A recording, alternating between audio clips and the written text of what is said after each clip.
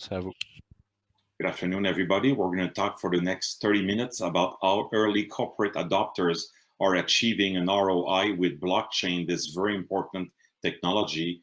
And we're going to hear Aly Madhavji, managing partner at Blockchain Founders Fund. And we're going to hear the video for the next 20 minutes, and then we'll take questions from you guys. Up to you, Aly. Fantastic. Thank you so much for the introduction, and I am thrilled to be here at Montreal Connect. You know, this has been a fantastic event. I've seen a ton of great speakers throughout the agenda, talking about, very impactful technologies, and I've seen several presentations on there about blockchain. One of the things that we've seen, from speaking with, individuals across, all sorts of technologies, corporate leaders, etc., is really what are those real applications happening with blockchain? Where is there actually a ROI or return on investment, right? So, sometimes people hear about these pilots. We're going to really get to the bottom of it and help share and demystify what's actually happening with corporates across a lot of different sectors. And so some of those sectors, for example, supply chain management or identity management, banking and finance, insurance, talking about entertainment and social impact, even about, academics and career and credentials. So we're going to share a little bit about, these different sectors and what's really happening. And, we do publish content all over the world in leading magazines and journals. And so if you do like the insights, feel free to, connect and follow, the latest content that we're putting out on trends, whether that's blockchain or AI, and what's happening across these different spaces. And so, blockchain technology use cases around the world, Deloitte & Touche did a survey of 1,053 senior executives on what were the best use cases for blockchain and where are they looking to use blockchain in their organizations. And from that, 53% of respondents from senior executives said that supply chain is the #1 use case. You see Internet of Things and digital identity show up a close second and third over there. And you also see some other ones like digital records, digital currency in the 40% range, and payments at 30%. Voting, while it's a very good use case, ranked at 12%. This is because businesses, corporate, ladders, structures don't use voting as a mechanism for decision making. So a very good reason why voting, while it's a good use case, doesn't show up very high on this survey. And so I'm going to start off first with supply chain and really deep dive as a first example into supply chain to help you understand why blockchain really makes sense and how it's actually already starting to transform part of the industry. Then we'll touch on some of these other sectors over here, including digital currency and payments, etc. And so I want to start off with food supply chain. I think this is a very good way to sort of frame, the reason and the need for this technology in this space. So many of you may have heard of some of these cases. The tainted milk scandal in Asia and China, particularly, which had infant formulas, so dairy milk formulas laced with melamine, and there was 300,000 sick babies in 2008, and there was 6 fatalities from kidney damage. If you go to China or have been to China, you may have actually heard about this. It's still something that's really at the core that rocks the country. It's something that's very front and center that they think about and talk about. And many of the decisions that are happening now, is to prevent, these sorts of issues where it took them so long to get to the bottom of this issue.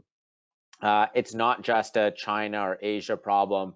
In North America, in the United States, there was the Chipotle Mexican Grill E. coli outbreak. And, there was 55 customers ill in 11 states due to contaminated food.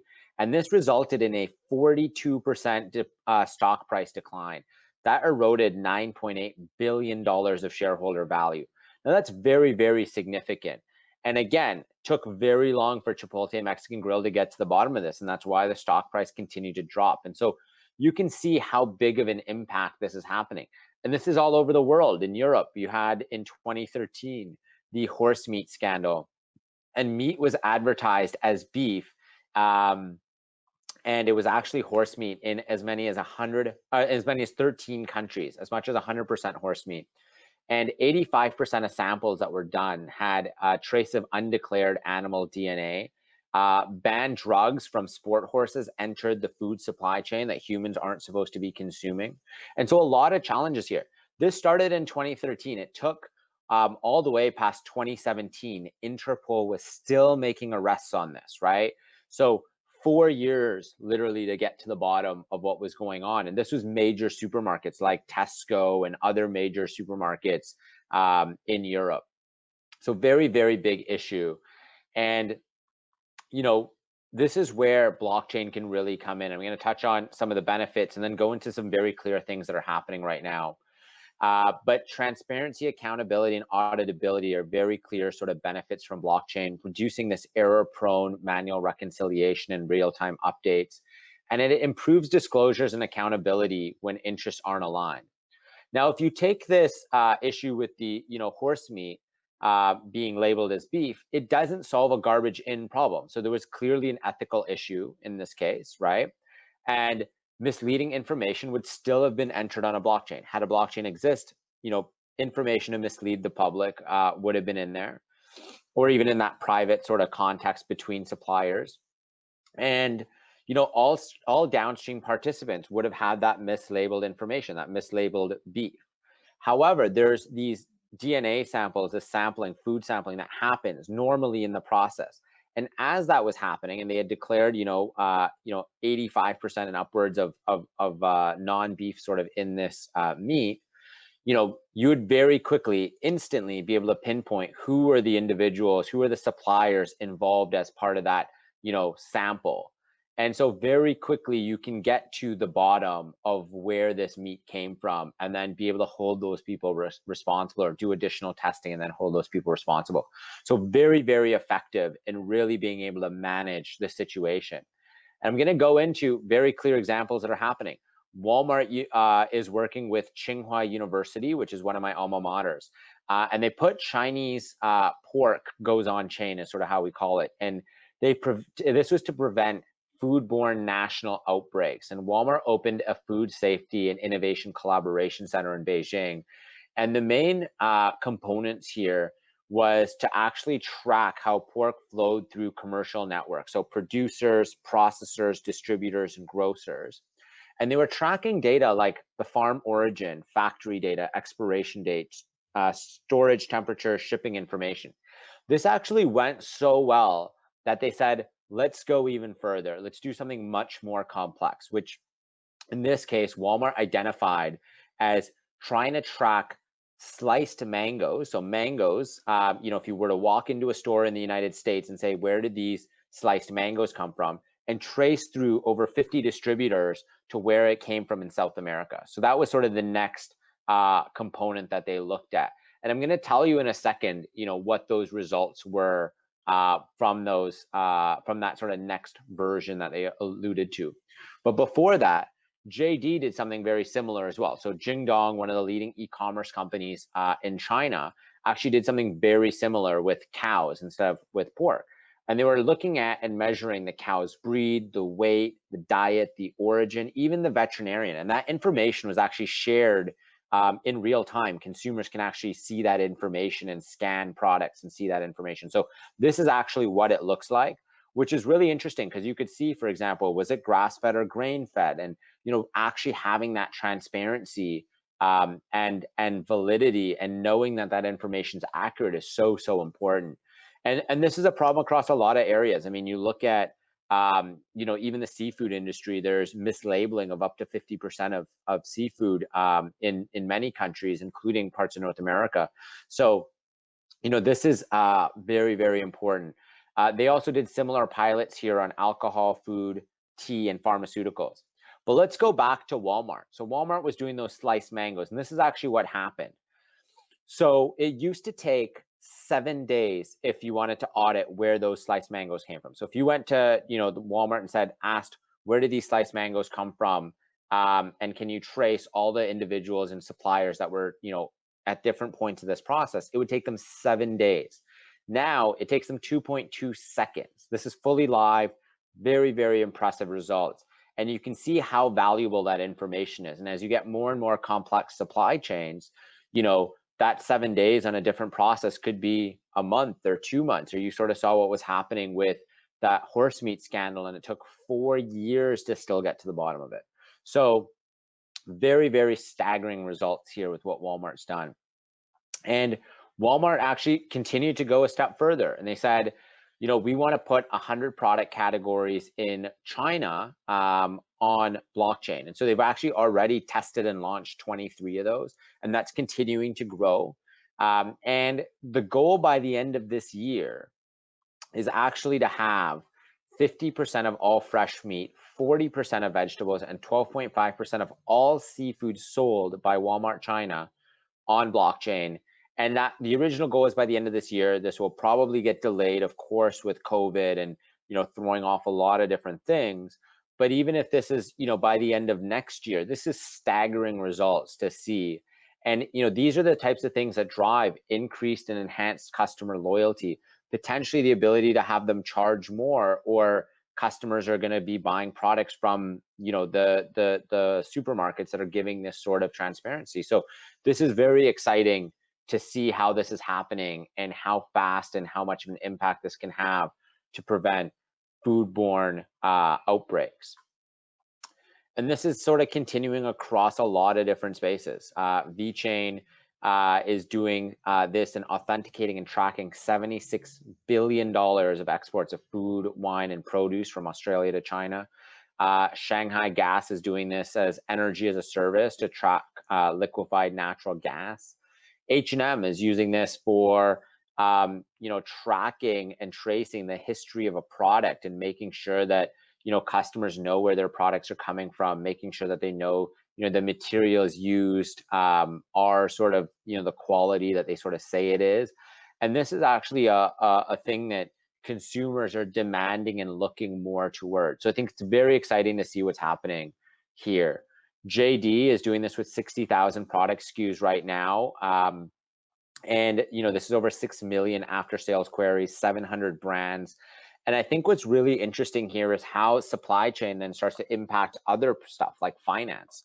So they're actually working with an asset-backed security standardization solution with Citic Bank and a number of other financial institutions on actually helping merchants that then have their supply sort of locked up in the supply chain to be able to unlock that, you know, through essentially financing measures. And this is actually gets quite interesting to help them because there's all of that increased transparency in the supply chain. You're seeing this also being used during the pandemic in different ways. For example, with securing electronic healthcare records, still small and early in sort of that use case in my mind. But, you know, we also saw it being used for enabling residents to enter gated communities through a WeChat mini program. Now, not extremely clear on all the details on this use case. And, you know, they've come out and said that the data can sort of be deleted in the future, et cetera, which doesn't follow all of the principles of a typical blockchain. But I think it's interesting nonetheless to highlight it, just given everything that's going on with the pandemic. Also in the insurance sector, you're seeing Ant Financial using this for their Xianghubao platform to process and manage a lot of volume around COVID-19 claims. And this is to reduce in-person contact, paperwork, and document deliveries.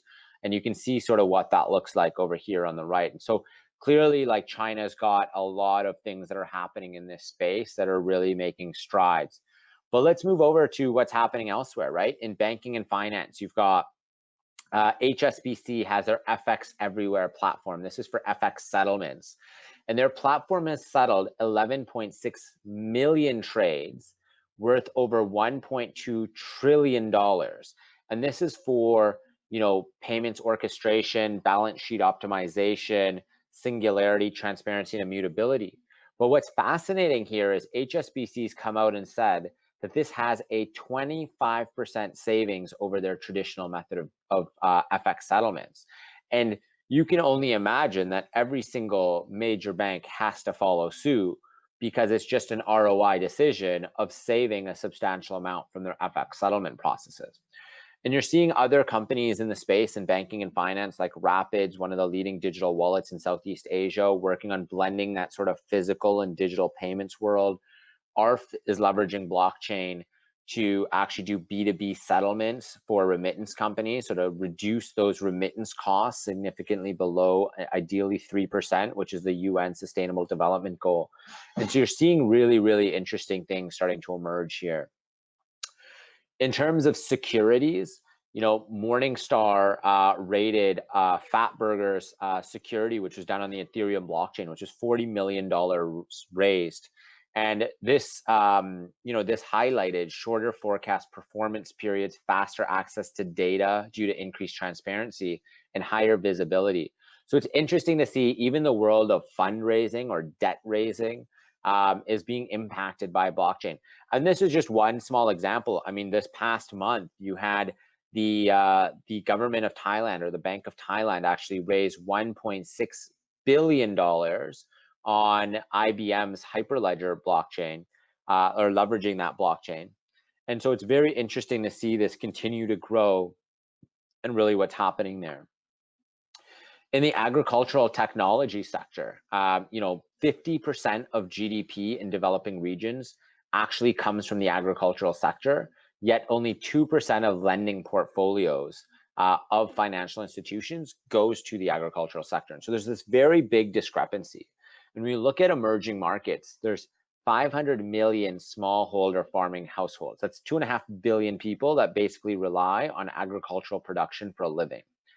And companies like Agrio are using blockchain and working with leading, financial institutions and leading agricultural companies.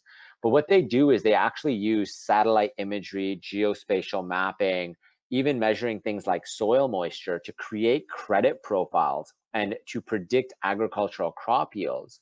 And they work with financial institutions to reduce the risk of their lending portfolio and enable them to lend more effectively to the sector. So really exciting to see what companies like Agrio are continuing to do that can really transform and impact literally billions of people by just unlocking capital more effectively to that sector. Alibaba has been making some big strides, 470 blockchain patents filed in 2019. And one of them in particular that's quite interesting is a system to track music copycat. So looking at originality analysis and producing similarity ratios. This is quite interesting from Alibaba. Staying on the media and entertainment topic, BeatDap is a Canadian company actually, working on solving a $4.5 billion problem in the music industry and already working with some major players like Entertainment One. And so what they do is when you think about, say, streaming services, I mean, many of you may have Spotify or Apple Music or one of the others. And what they've typically found is there's a 15% discrepancy between reported plays and actual plays by players in the space. And so BeatDap actually works, with these DSPs to eliminate that essentially discrepancy and make sure that there's accurate reporting going across the industry. So very interesting to keep an eye out on how this can very much impact artists, labels, and streaming providers. In the gaming sector, this is one of them that I'm very fascinated about to see what's happening. There's something called non-fungible tokens, which is essentially the ability to have unique digital assets, something that you can uniquely identify and know that that's this exact item and can't be manipulated, can't be changed. And this is being used a lot in the gaming sector. And it's also used in other sectors like art, for example, and having unique digital art. And it can also be used with physical, like identifying physical goods in a digital format and making sure that those are sort of paired effectively. But in the gaming sector, companies like Splinterlands, which continues to be the #1 blockchain game in the world, is actually leading the way with over 16 million games played already of their game solution, which essentially leverages a lot of these NFTs. So all of these cards essentially in the game or potions, etc., are all actually uniquely identifiable items.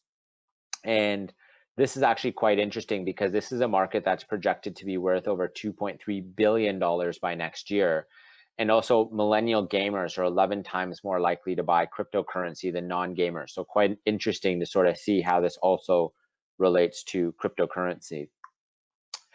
In the education sector, now this is one that I'm very passionate about, and have spent a lot of time on sort of the academia front as well. And many of you may have heard about some of the challenges around fake degrees and transcripts. If you look at Yahoo, for example, the CEO, Scott Thompson, had a fake degree, or MIT's Dean of Admissions had a fake degree and got fired. And so companies like Open Source University are leading the way. MIT and INSEAD as well are sort of leading the way on implementing solutions around this as well. And I'm actually going to show you what it looks like in the real world, right? So this is actually some degrees by INSEAD, which is one of the leading business schools in the world. And so you can see sort of an attestation over here. You can see a transcript in the middle, and on the right side, you can see actually their degree or their diploma. And over here, you can see that you can download this blockchain receipt to validate the authenticity of each of these documents.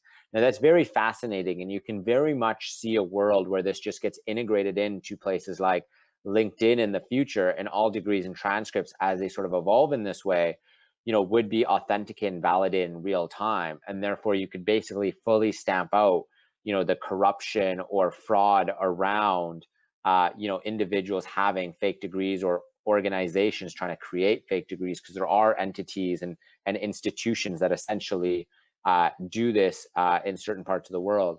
And so this actually is quite interesting to see this evolve. There's one sort of last one that I want to touch on, which is social impact. We directly work with the United Nations on a number of different aspects, and one of them that we were looking at was how to lower the cost of remittances to below 3%, and also decreasing the risk around KYC and AML, anti-money laundering, and also exploring sort of various aspects with central banks.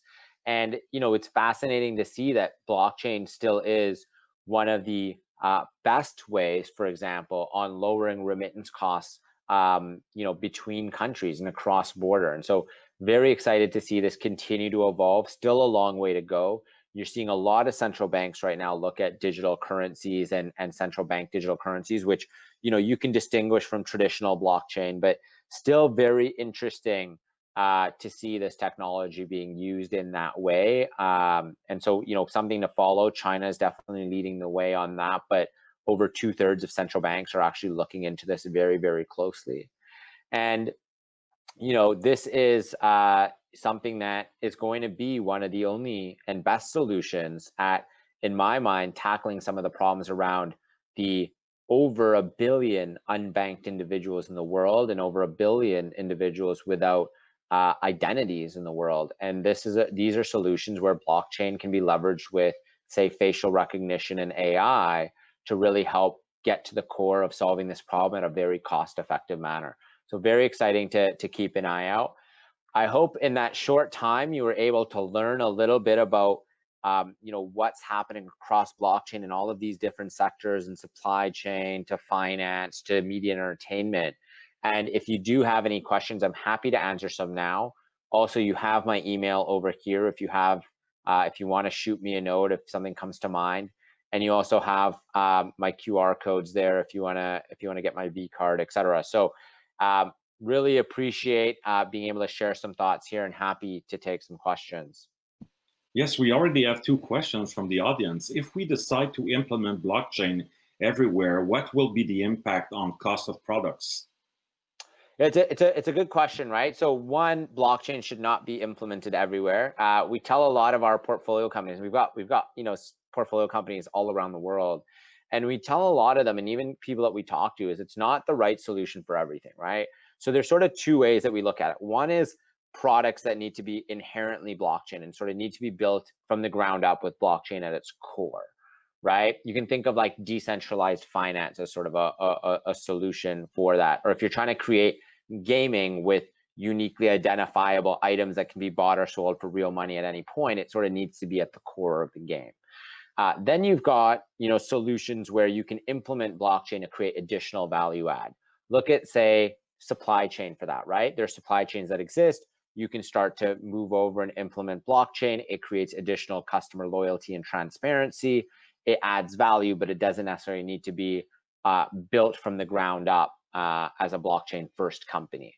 And so as you start to implement this, it can actually save a lot of money in these companies. Like, we were going through very clear solutions. Like when you look at HSBC and, saving 25% on the $1.2 trillion of money they've moved on their FX settlements, saving 25% over their traditional process. Or you look at Walmart going from 7 days to 2.2 seconds on being able to, get to the bottom of where, say, sliced mangoes came from. And you put that into perspective with some of those foodborne outbreaks that we talked about, where Chipotle Mexican Grill scandal costed them $9.8 billion in market cap. You can start seeing very quickly how this adds up and saves a lot of money in these solutions.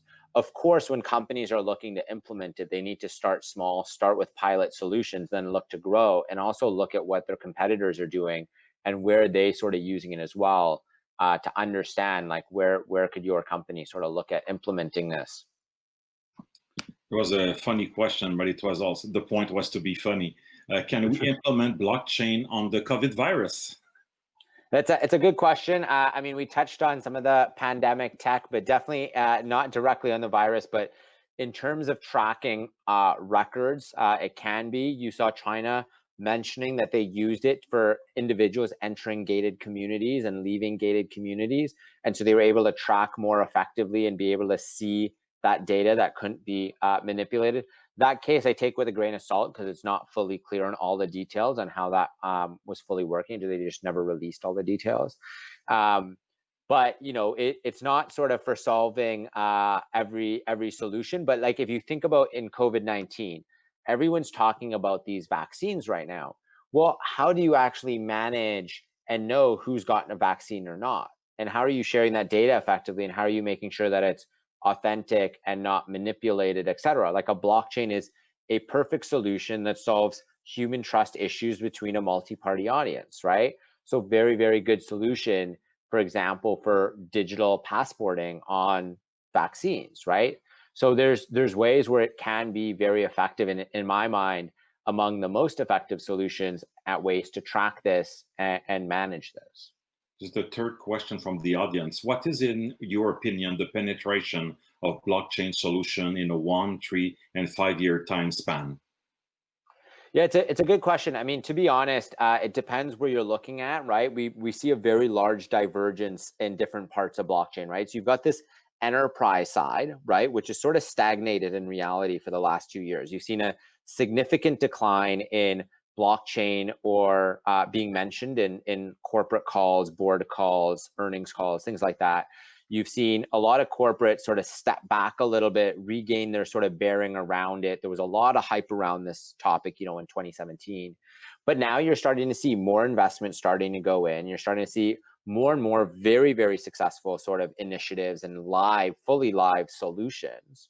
And so you're starting to see more corporates move into it. And so over the next 1, 3, 5 years, we think that trend just continues to accelerate. I mean, if you're in that banking sector and you have to do FX settlements at scale, I mean, there's no way that you can compete and lose 25% more than your competitors. You have to adopt solutions like this to have substantial savings, right? If, as you're in the supply chain, if you're sort of in retail and you have consumers and they're seeing your competitors all launch increased transparency and are becoming more loyal to those brands because they want that sort of information and transparency, the other competitors all have to follow suit, or they're going to sort of lose massive amounts of market share. So you're going to see this like substantially accelerate, because you can't compete otherwise if you're not able to give out the information and create that value that other companies are going to be creating. When you look at sort of the consumer side, it's a very big sort of divergence, right? So on the consumer, like pure sort of more crypto, decentralized finance, you're seeing different ways that blockchains are sort of emerging, and it's continuing to accelerate in this world. You're seeing, more money than ever sort of flow into the space. You're seeing more ultra high net worths, hedge funds, et cetera, sort of moving into the space and saying, hey, we need to be hedging our risk from the US dollar, or need to be hedging our risk even on gold, which is quite fascinating. So, you're going to see these continue to accelerate differently. Of course, when you look at enterprise, there's going to be potentially some challenges around just enterprises sometimes will move slower, some will move faster. You're going to see government as well, I think, continue to accelerate, which is probably that third category. But government and central banks are going to continue to accelerate, just given what's happening in China and what's happening with Facebook Libra. It's sort of inevitable that this continued sort of layer continues to emerge. And you've got 2/3 of central banks around the world looking and piloting or looking at very closely into this. So, we see this continuing to emerge, but I think at the end of the day, you don't need to know that it's blockchain. And I think that's still the secret sauce behind making a lot of this very effective and smooth from a consumer adoption perspective or even enterprise adoption perspective.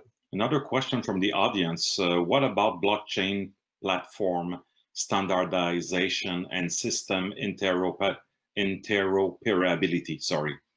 It's a good question, right? This is, there's still a lot of challenges around blockchains, right? You look at, private blockchains obviously have an inherent benefit around scalability, but obviously they're giving up sort of other aspects. When you look at, in the enterprise sector, we're not seeing that much discussions in reality around interoperability. They're all sort of choosing sort of one or another, and there's not that many sort of extremely viable choices on the corporate side.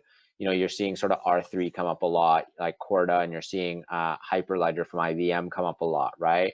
Very little sort of other discussions in reality on private blockchains. You're seeing some companies develop their own. I sort of mentioned BeatDApp, they're developing and developed their own, right? On the public side, that's sort of where more of the interoperability discussions are happening. And, we'll see how it plays out. We do see that interoperability solutions are going to be very valuable. But on the other hand, you're already seeing people are starting to pick favorites. And even when those favorites are making mistakes, a lot of people are still sticking with it. And so, we'll sort of see what happens with interoperability. But I think as the space continues to mature and grow, the winners are sort of it's going to be very sticky, right? As you see with other technologies. Ethereum, for example, still has the most developers, even though a lot of people over the last year have been talking about other solutions, other more scalable solutions. Ethereum continues to dominate in terms of developers, which is key to the success of these platforms. So, I think the stickiness is just going to continue to increase as some of these platforms emerge, but interoperability will still be an aspect. You talked about detecting fake degrees. What about tax evasion with blockchain?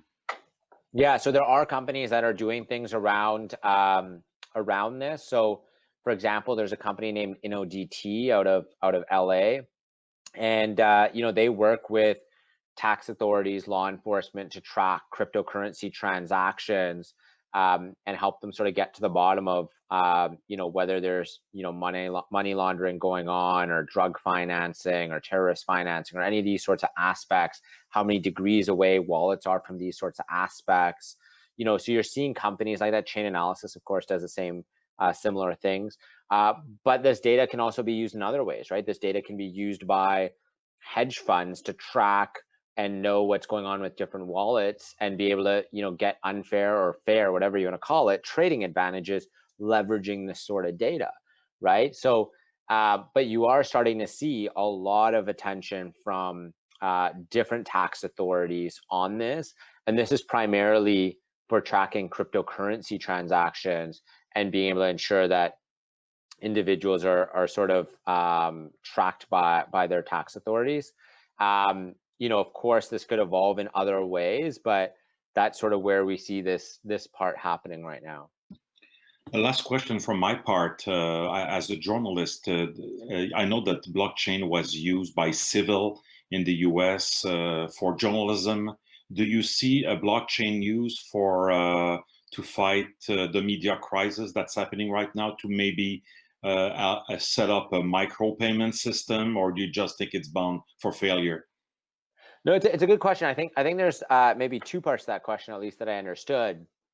When you look at, there is a lot of unreliable media, and in my mind, it's on both sides. You see very sort of incorrect or non-factual information coming out from the left and the right. And so it's a problem on both sides in reality.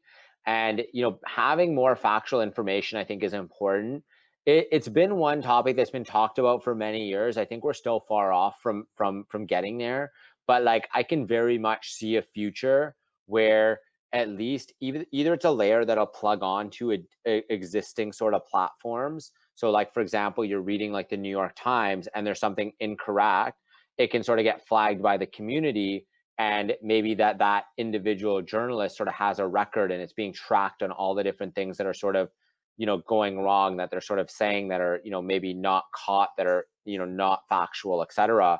And there can sort of start being this record of what's going on, maybe more accurately, right? And maybe this helps then to have better public opinion, better discussion on how inaccurate are some of these news agencies, and how often is content that they're putting out have issues. And that can also be for Fox or whatever, right? So I could very much see a layer like that. When you talk about micropayments, that's one that sort of already exists in a lot of different ways. Doesn't need to be blockchain, to be honest.